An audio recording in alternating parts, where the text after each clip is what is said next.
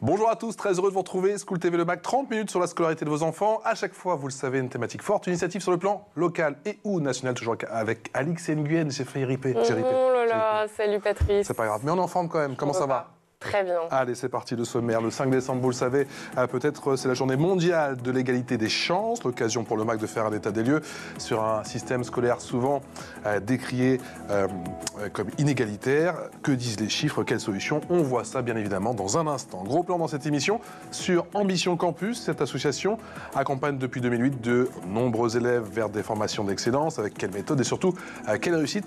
On pose la question à nos deux invités dans un instant. Il y a une loupe au programme. La loupe, c'est avec Alix ? Oui, et on prend la direction de Brest. On parle toujours orientation des jeunes avec une initiative toute fraîche créée en octobre. Avec un petit peu de recul, j'ai quand même ripé. C'est parti. Bonjour, Ertaza Umar. Bonjour. J'ai pas ripé. Tout va bien ? Du tout. Ça va, merci. Secrétaire enchantée générale d'Ambition Campus, étudiante à l'ESP, c'est l'école supérieure de publicité, communication et marketing. C'était effectivement la petite interrogation surprise. Et Simon Barton qui est également présent. Bonjour. Qui a voulu me voler ma place, à peine il est arrivé, je vous dis tout sur les coulisses, effectivement.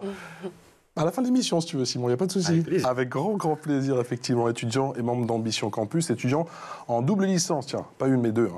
Licence éco-gestion et LEA, langue étrangère appliquée. Et c'est où ? À Cergy. C'est à Cergy. Rendre l'appareil notre identité.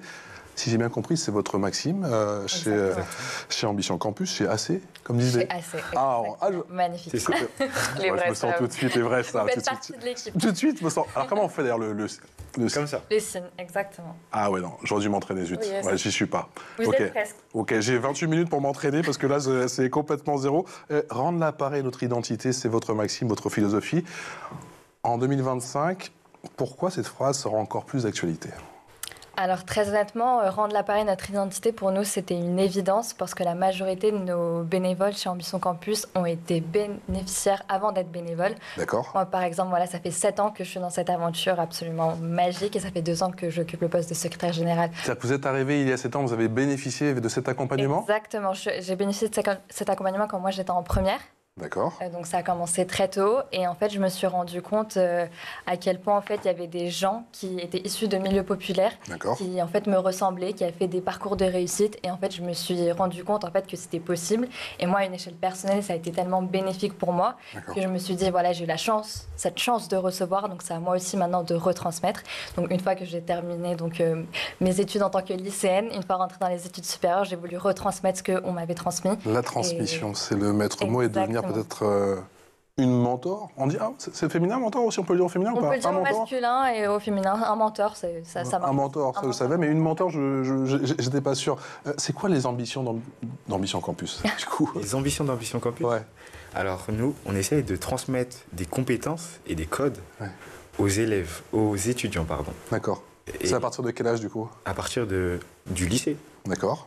De la seconde à la terminale, on essaye de les accompagner pour qu'ils puissent obtenir leur orientation, obtenir ce qu'ils souhaitent, obtenir les lycées, les universités prestigieuses qu'ils demandent. C'est-à-dire que pour vous, ils ont des croyances limitantes, ils ne se disent pas qu'ils ont peut-être droit d'avoir tel parcours scolaire, tel cursus d'excellence ? Eh bien oui, malheureusement. C'est ton cas ?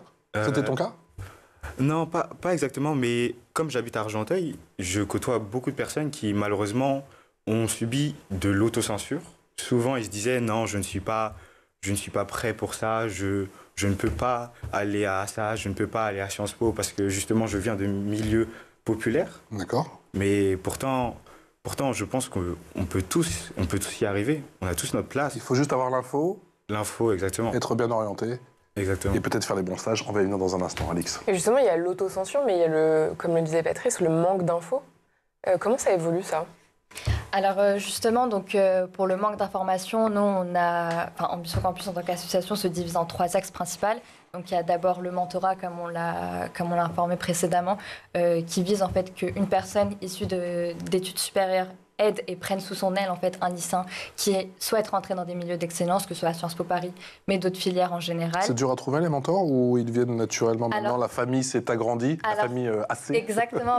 Très honnêtement, ça dépend voilà, des années, mais généralement il y a cette retransmission en fait qui est naturelle chez Ambition Campus. On a reçu, donc on veut recevoir. Moi-même, j'ai bénéficié d'un mentor lorsque j'étais en terminale, et pour moi c'était logique aussi de devenir mentor. Mais c'est même pas un peu ça le deal dans l'asso? C'est si on bénéficie d'un mentor, on doit devenir mentor? Alors je dirais pas que c'est un deal dans le sens où on est bénévole, donc on ne force jamais personne, bien évidemment. C'est pas obligatoire. C'est pas obligatoire, mais ça fait partie de l'esprit, quoi. Ouais. Ça fait partie de l'esprit parce que naturellement, ça fait partie de nos valeurs et c'est quelque chose qui nous tient à cœur. Donc bien évidemment, on a des valeurs de soutien, de retransmission, de bienveillance, de persévérance, et en fait, c'est quelque chose qui vient naturellement. Donc c'est même pas... Mais pour vous, ça a commencé comment?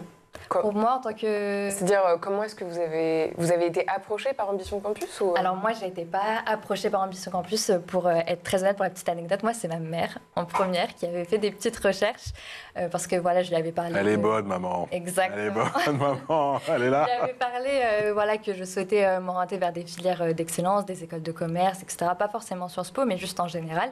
Et elle est tombée, en fait, sur Ambition Campus, donc via Instagram. Et elle a contacté donc, le vice-président à ce moment-là, qui était Nassim Larfa. Elle lui a envoyé un petit mail pour lui dire voilà, ma fille souhaiterait en fait participer à un stage. Il lui a répondu très naturellement en disant que c'était possible, même si elle est en première. Et en fait, c'est comme ça que j'ai connu l'asso et j'en suis tombée amoureuse, et ça fait 7 ans que ça dure. et c'est top. Alors, Alix l'a dit, le pilier, en tout cas le premier point, la première étape, c'est l'information. Mais avant de développer les autres points, j'aimerais qu'on revienne sur... parce qu'effectivement, on va parler d'égalité et surtout d'inégalité des chances. On en est où? Alors très honnêtement, pour l'instant, l'égalité des chances, c'est pas une réalité en France. Et c'est pour ça. Vous allez sortir un rapport très bientôt, je le précise. C'est pour ça qu'en fait, on existe. Nous, notre but, c'est pas de perdurer dans le temps. Au contraire, nous, notre but ultime, notre ambition ultime, c'est de complètement disparaître, parce que ça voudrait dire que l'égalité des chances, c'est plus un sujet en France. Malheureusement, pour l'instant, on a énormément de problématiques. Qui sont que voilà, l'autocensure est présente, les filières d'excellence sont très, voire inconnues, voire pas touchables pour plein de jeunes issus de milieux populaires. Donc c'est très difficile, et c'est pour ça en fait, que nous, c'est un combat qui continue, c'est quelque chose qui perdure pour l'instant, mais c'est vrai que le but ultime, c'est de disparaître, mais tant qu'on existe, c'est que la problématique existe toujours. Tu es d'accord avec ça ou pas, Simon? La création, au final, en 2008, ça fait déjà 16 ans, d'Ambition Campus, c'est le symbole qu'il y a quelque chose qui ne va pas. Exactement. Si on existe, si on est là, présent dans la société, c'est vraiment qu'on a besoin d'aider des lycéens. Et si on a besoin d'aider des lycéens, c'est qu'il y a un problème. Alors que, pour moi, on devrait tous avoir la même chance, tous avoir la même opportunité, qu'on vienne de milieux populaires ou pas. On peut avoir la chance, on devrait avoir la chance d'intégrer des grandes universités, des grandes écoles. Je vais me faire l'avocat du diable. Certains pourraient vous dire aujourd'hui, parce qu'on a parlé en premier lieu, Alix le disait, de l'information, c'est vrai que c'est l'élément principal au tout début, mais aujourd'hui, on a le sentiment que l'information, elle est là et qu'il suffit, tu parlais d'Instagram et de ta maman, en 2 clics, d'aller la chercher. Est-ce que c'est pas aussi aux jeunes d'aller faire cette démarche aujourd'hui? Honnêtement, on pourrait dire ça, mais... J'ai fait le méchant. Je pense que c'est un peu plus profond. Question méchante pour toi. Je pense que c'est un peu plus profond que ça.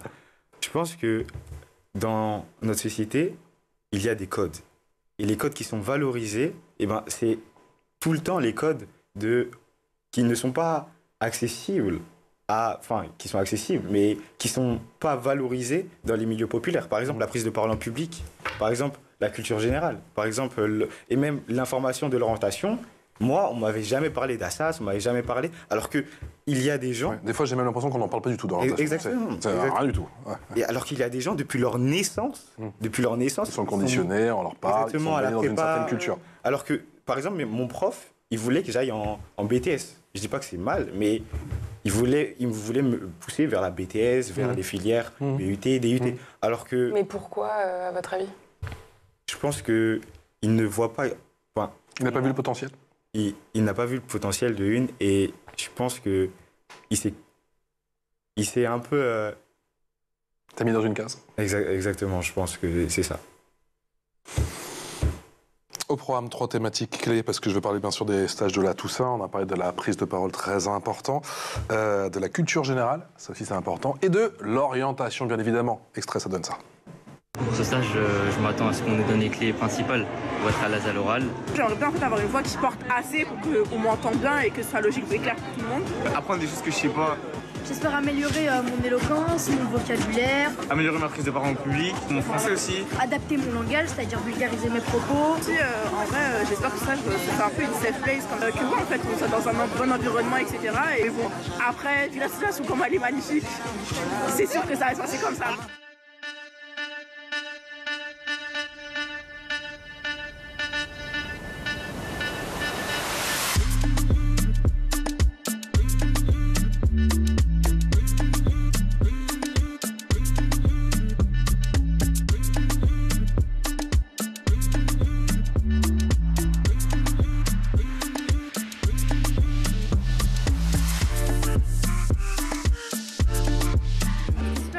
On a pu faire des simulations d'entretien. Ils nous ont apporté leurs conseils, ils nous ont dit ce qui allait, ce qui allait pas. Donc pour la suite, je pourrais progresser et évoluer. On a appris à mieux parler, à maîtriser le langage non verbal, le langage paraverbal, à utiliser un bon vocabulaire. On a eu beaucoup de retours. Moi je suis venu dans le lycée, on nous demande à la fin de passer un oral. On ne sait pas comment passer l'oral. Donc on sait maintenant comment s'améliorer. Donc c'était le début d'une très longue histoire. Voilà, beaucoup d'énergie, beaucoup de sourire, de la détermination aussi, on l'aura compris. Il y a beaucoup d'élèves qui vivent Sciences Po? Alors, oui, il y en a. Après, Ambition Campus est une association de Sciences Po, donc bien évidemment, il y a ce lien qui est naturel. Donc oui, il y a pas mal de lycéens qui vivent Sciences Po, mais ce n'est pas uniquement les seules voies. Parce que c'est important de montrer qu'il y a des nouveaux métiers, il y a d'autres métiers qui sont complètement inconnus. Moi, par exemple, je fais des études de marketing, de communication. Quand j'étais en terminale, je ne savais même pas ce que ça voulait dire. C'était très loin pour moi. Sciences Po, c'est une formation, on fait ce qu'on veut derrière, en gros. Exactement. C'est un label. C'est ça, c'est une filière plutôt pluridisciplinaire. Donc, en fait, une fois qu'on rentre à Sciences Po, les chemins sont plutôt ouverts et vastes. À part si vous souhaitez faire de la médecine. C'est un peu compliqué. C'est un peu plus compliqué. L'un des pieds de votre méthode, on le disait, c'est l'orientation, avec des ateliers. En quoi consistent justement, Simon, ces ateliers? Alors, on essaye de vraiment leur donner les informations sur les différents ateliers, les différentes thématiques, comme l'orientation, la culture générale, la prise de parole en public. Par exemple, pour la prise de parole en public, on leur a appris à s'exprimer, à être persuasif, être convaincant, et aussi à se présenter. Parce que c'est très dur de se présenter pour un élève, alors que pour intégrer des écoles, parfois il y a des oraux, T'as une minute, Simon, tu peux te présenter. Alors, elle ou la caméra? Elle est là. Elle a la caméra. Je m'appelle Simon Aubertan, je suis en double licence éco-gestion et LEA, langue étrangère appliquée. Je suis un fan de volleyball. J'aime trop le volleyball. Mec, le 2 mètres, tu m'étonnes. J'en ai fait en compétition, j'ai fait notamment des compétitions nationales où je suis parti avec mon équipe de volley à Paris, mais aussi à Marseille et aussi à Nancy. Laisse-toi déconcentrer par moi, vas-y. je suis aussi un fan de prise de parole en public. J'ai notamment fait des concours d'éloquence, des débats avec ma ville, mais aussi j'assiste à des ateliers à Graines d'Orateur 93. Petite passerelle, petite pub. Exactement. On en a parlé ici. Et depuis cette année, je fais partie de la meilleure association, Ambition Campus, qui vise à aider les jeunes de milieux populaires à entrer dans des grandes écoles, des grandes universités. C'était juste au-dessus de la minute, mais je te l'accorde parce que c'est vrai que depuis tout à l'heure, vous le voyez pas, mais je te fais quand même pas mal de grimaces. C'est quand même pas facile de se présenter quand t'as un hurluberlu qui te fait des grimaces à côté. L'expression orale, c'est ô combien important, effectivement, dans votre accompagnement auprès des élèves. Et il y a même des concours, tu en as parlé. Oui. Ça donne ça. 3, 2, 1.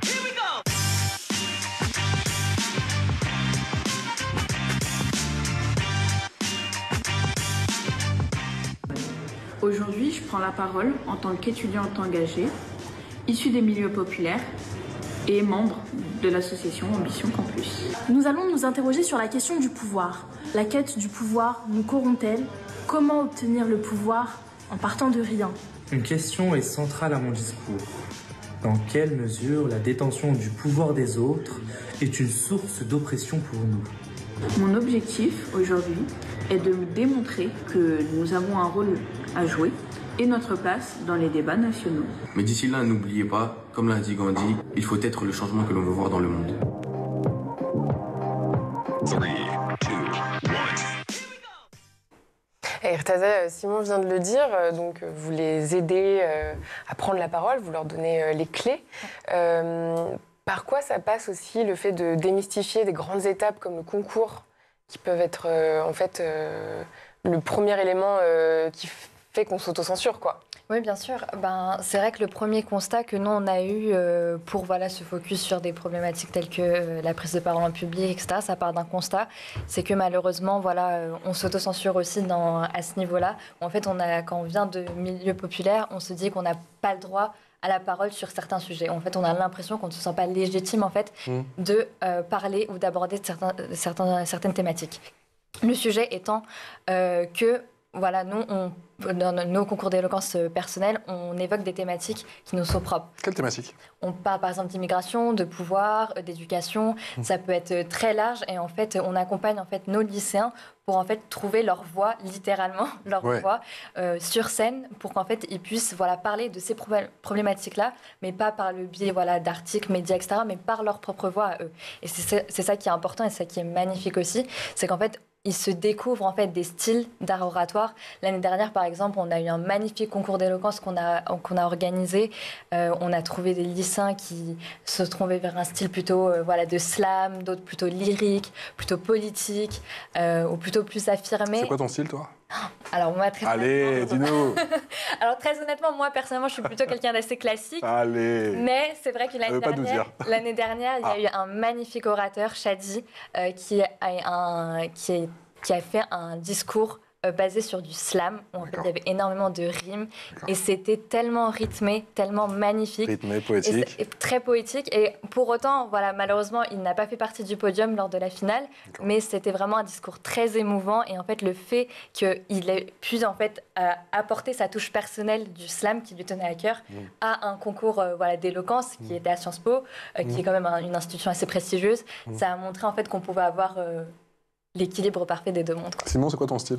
Moi, c'est comme Irtaza, honnêtement, c'est un peu mais j'aime bien un peu présidentiel, toi. Ah bon? Petite posture un peu... C'est de la posture, mais ma posture change quand je suis en concours. J'aime bien bouger les mains, il est plus offensif, attention. Bon, on va dire ça. Il est plus offensif. C'est quoi les séjours éclaireurs? Alors, séjour éclaireur, c'est un séjour qu'on a mis en place l'année dernière. Une nouveauté chez Ambition Campus, c'est un séjour interassociatif avec deux associations, trois associations, Ambition Campus, Campus et Destin Lié. Ce séjour est né en fait d'un constat aussi, qui est né en fait du programme Booster, qui était anciennement présentiel, donc fait par Sciences Po.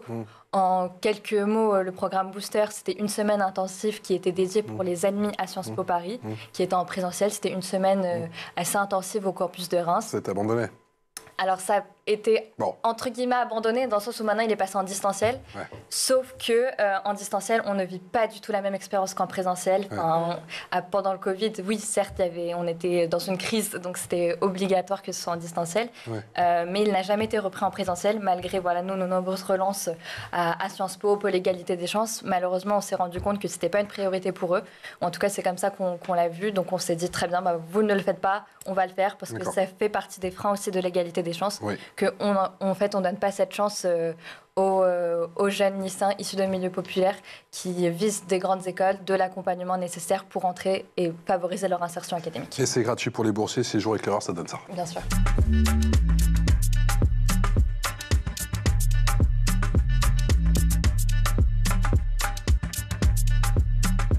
Moi je le sens, on va devoir charbonner. Non, vous inquiétez pas, et moi j'ai trouvé une solution. Il y a un séjour qui est organisé par 3 associations. Campus, Ambition Campus et Destin Lié. Les jeunes vont travailler sur différentes thématiques afin d'avoir les bons outils pour leur entrée dans les filières sélectives. Les thématiques du séjour sont le réseau et la vie étudiante, les outils académiques, la découverte des enseignements et les méthodes de travail. Actuellement, je suis en alternance à SSP et je recherche un emploi, mais j'ai pas tous les codes pour passer un entretien d'embauche. Comment je peux faire? Ok, et je vais te donner quelques conseils. C'est parti. Pour répondre à leurs besoins, les jeunes participent à une journée en immersion avec les partenaires des associations. Ils peuvent échanger avec eux sur leur parcours professionnel. Il faut ensuite une simulation d'entretien d'embauche pour avoir une première expérience. C'est l'heure de la loupe, et la loupe, c'est avec Alix.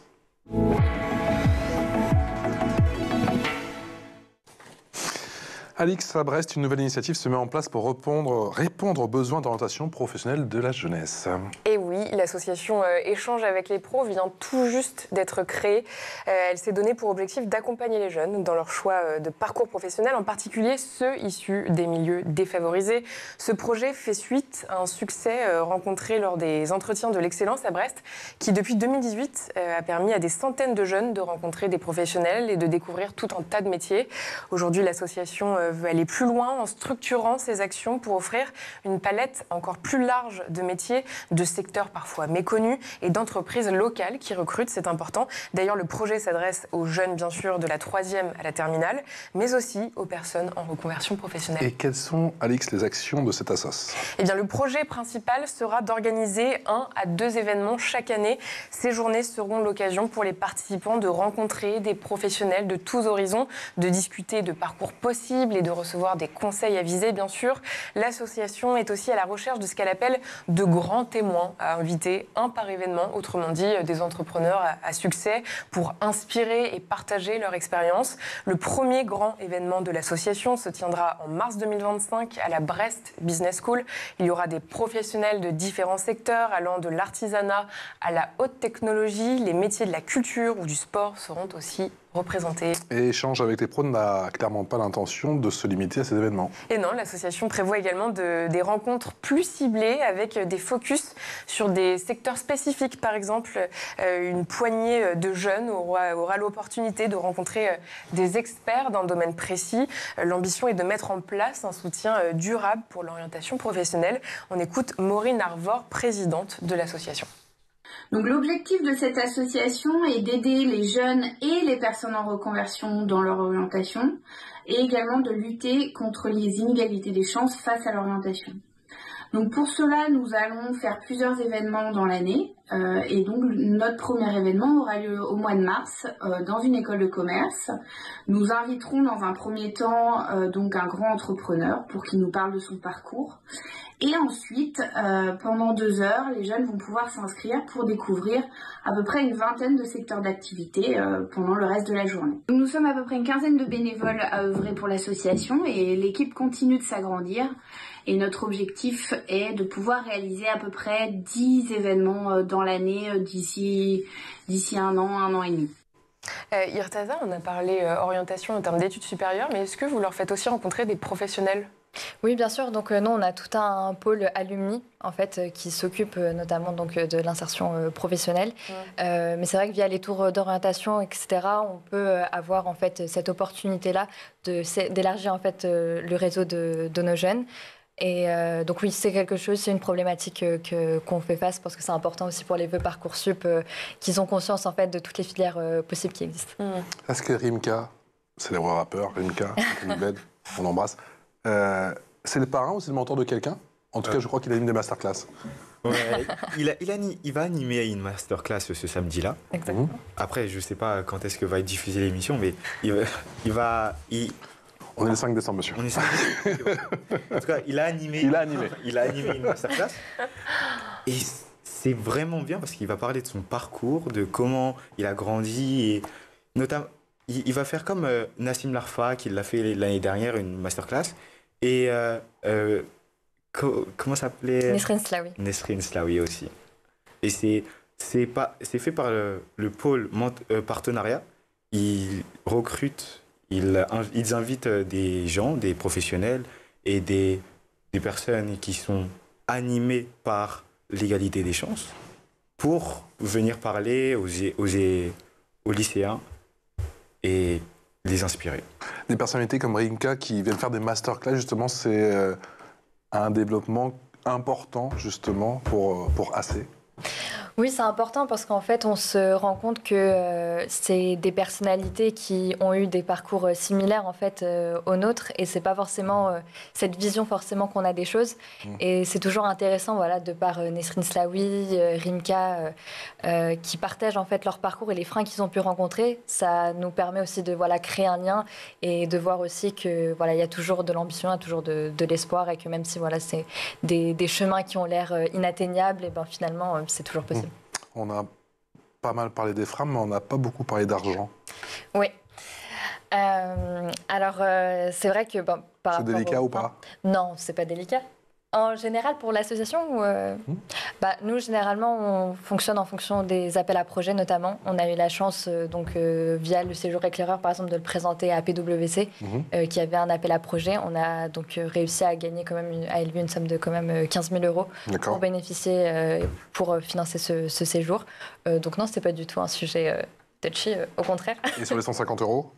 Comment? Sur les 150 €? Alors sur les 150 €, les fameux, c'est les frais de dossier en fait qui sont imposés aux lycéens non boursiers au lycée. Pour remettre les choses un peu dans leur contexte, les critères boursiers pour un lycéen sont extrêmement bas. Donc du coup, c'est très compliqué de justifier cette somme pour les frais d'entrée à Sciences Po Paris. Donc comment justifier ça? 150 €, ça représente une somme astronomique. Ça peut représenter les courses pour la semaine, des choses assez importantes, et c'est une somme assez conséquente. Surtout comment on justifie ça auprès de la famille pour des personnes qui ne sont pas forcément familières avec Sciences Po. Donc nous, l'année dernière, on a essayé en fait de débloquer cette problématique-là avec la directrice de la scolarité de Sciences Po. Malheureusement, c'était un non catégorique pour la suppression de ces frais-là. Donc on a l'impression que pour l'instant, c'est un peu inatteignable, ça va être compliqué, mais au moins éventuellement penser à une déduction, ça serait déjà une petite victoire. Le message est clairement passé. On est le 5 décembre, demain il y a une journée importante. On sera le 6 avec la diffusion d'un court-métrage. Exactement, c'est le premier documentaire d'Ambition Campus qui a été fait par notre pôle plaidoyer, une nouveauté aussi à Ambition Campus. Faites plein de choses, vous arrêtez pas.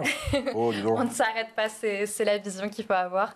C'est un magnifique documentaire qui s'intitule Mérite sous condition. Donc donc on suit plusieurs personnages avec des parcours inspirants. Plusieurs témoignages de parcours inspirants, de jeunes issus de milieux populaires, et en fait qui déconstruisent un petit peu le mythe du quand on veut, on peut, parce qu'en réalité, quand on veut, on ne peut pas toujours. Et ça, c'est important d'avoir ça en tête, que la réussite de ces jeunes issus de milieux populaires, c'est avant tout des rencontres ou des associations, des choses en fait qui sont arrivées face à eux à un bon moment pour montrer que en fait, tout est possible, mais c'est pas qu'à une échelle personnelle. Il y a eu des facteurs externes qui ont contribué. Merci infiniment à tous les deux d'être venus nous parler effectivement d'AC. C'est de le refaire? Non, comme ça. Catastrophe. Tu vas faire Illuminati là. Non, mais là, c'est pas possible. Il faut qu'on se revoie vite. En plus, j'arrive pas, je me regarde à l'inverse. Catastrophe. Merci beaucoup, Ertaza Youmar, secrétaire général d'Ambition Campus. Un grand merci à toi, Simon. Tu peux me rendre un service, s'il te plaît? Je sais que tu veux me prendre ma place, donc viens. Viens te mettre à ma place. Je suis obligé de partager mon siège, viens. Alors, désolé pour les caméras. Et tu parles dans ce micro-là, tu nous dis au revoir. Et tu n'oublies pas de saluer Alix, bien sûr. Allez, bien, mon pote. Alors, merci beaucoup de nous avoir invités. School TV. Rendez-vous la semaine prochaine ou la prochaine émission du MAG. Au revoir, Alix. Salut, Simon. Ce fut un plaisir. Un plaisir partagé. C'était parfait. Bon, on se retrouve demain, je vous rassure. Passez une excellente journée. Demain, pardon. En notre compagnie. Excellente journée sur School TV. Ciao.